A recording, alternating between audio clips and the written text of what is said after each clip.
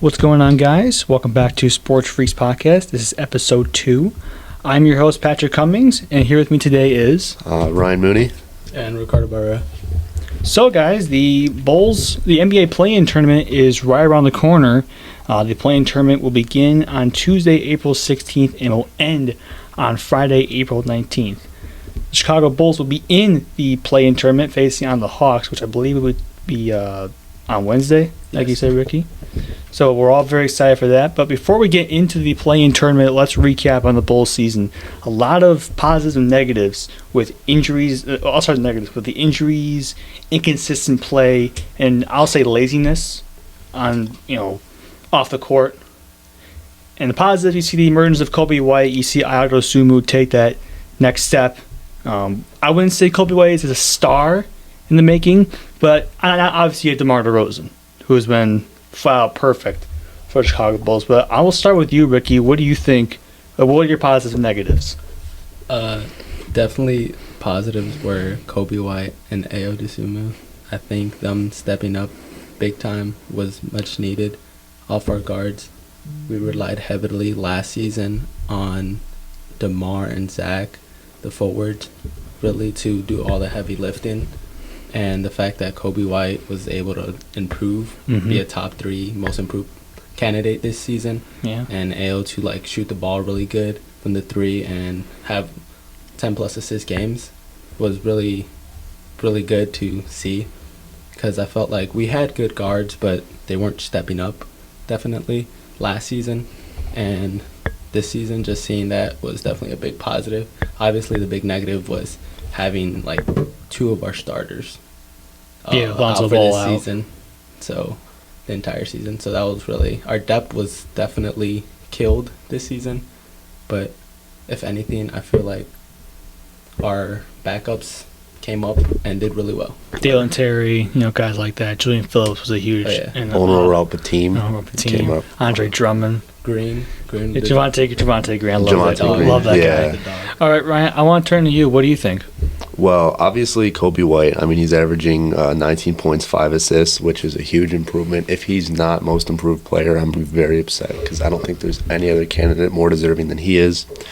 DeMar, of course, he's averaging 24 a game. He's a great scorer.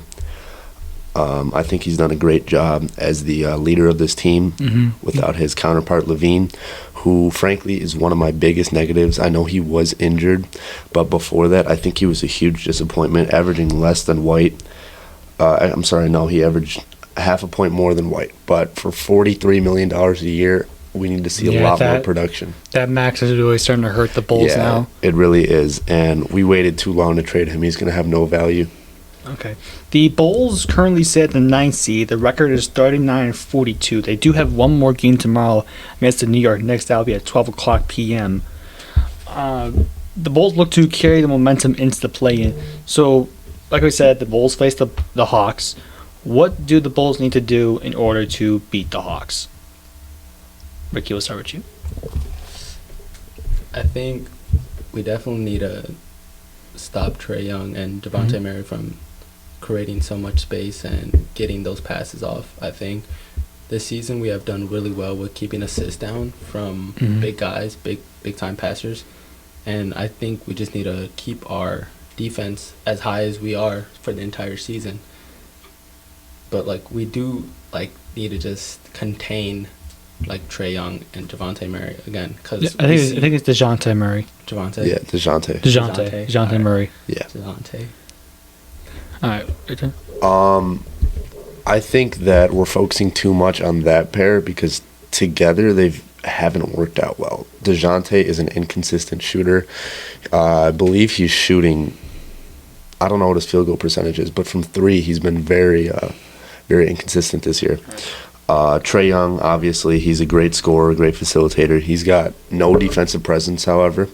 Yeah. I think what we really need to focus on is their 4 big guys, Jalen Johnson, Oye Okongwu, whatever his name is, Clint Capella, and DeAndre Hunter. All players above 6'8", they're big guys, and with us having possibly no Andre Drummond with that injury, and Vucevic,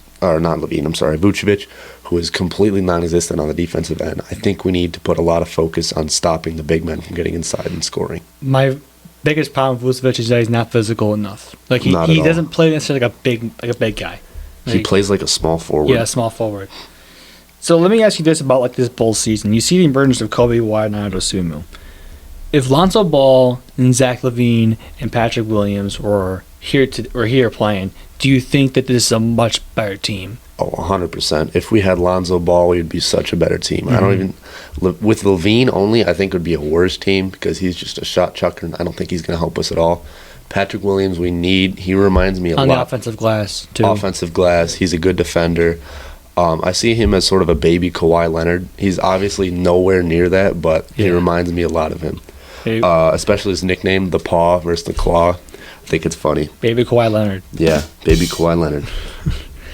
So, the second round of the NBA playing tournament, you're going to have the Heat, the Sixers, and possibly the Magic and the Pacers, whatever falls in the category. I believe it'll probably be the Heat and the Sixers. I mean, the Sixers are on a crazy run right now. Yeah. But if it were the Heat and the Sixers, who would you want to face?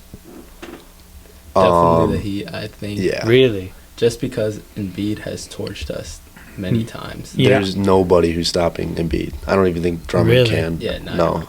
I disagree with you guys. I think I'm more afraid of Jimmy Butler than of Embiid. Yeah, Jimmy Butler is, notorious for Yeah. turning it up in April and May, but he's been underperforming recently. I was watching Recently, the Boston's been underperforming too. Boston. Well, yeah, they're also resting a few of their starters, but I was watching the Mavericks versus the Heat game a few days ago. Mm-hmm. In the clutch, Butler had, I think, 6 points and a total of 14, which is really not what the Heat need against a really good West contender. In the fourth quarter, like 6 points in the fourth quarter, 6 points and a half. I think it was fourth quarter. I'm not positive, though. That's all right. So and now we gotta jump to the biggest conclusion. What do the Bulls need to do to make the playoffs? Not just to get past the play. What do they do to make the playoffs? Honestly, I think they need to. I don't think they're making it this season.